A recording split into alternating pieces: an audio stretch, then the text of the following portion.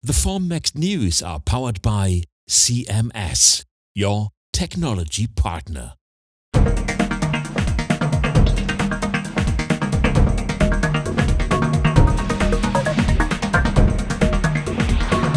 Welcome to Formnext TV News with a selection of exhibitor highlights. At Formnext 2021, Ponticon is demonstrating its Pontimat process for developing new metallic materials for additive manufacturing. The company points out that this will, for the first time, enable the rapid production and testing of a wide range of alloy variants. With the Pontimat process, application-specific materials can be produced and tested in short order with minimal use of resources. Thanks to its flexibility in the selection of metallic alloying elements and selectively adjustable cooling rates, it is suitable for the development of novel materials for additive manufacturing.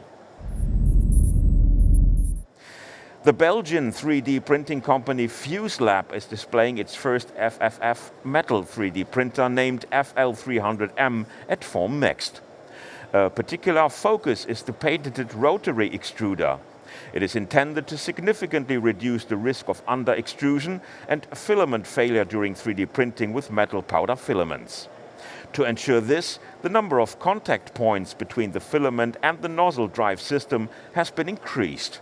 The market launch is planned for the first quarter of 2022. Essentium has a world premiere in store. The HSE 240 HT dual extruder 3D printer features a new industrial design with a single dual extrusion printhead and has been developed to maximize the performance, reliability and efficiency of parts production.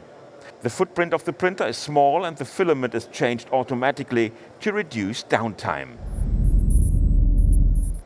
Mimaki Europe is showing a new all-in-one 3D solution. It is intended to simplify and optimize the production of 3D models through higher automation.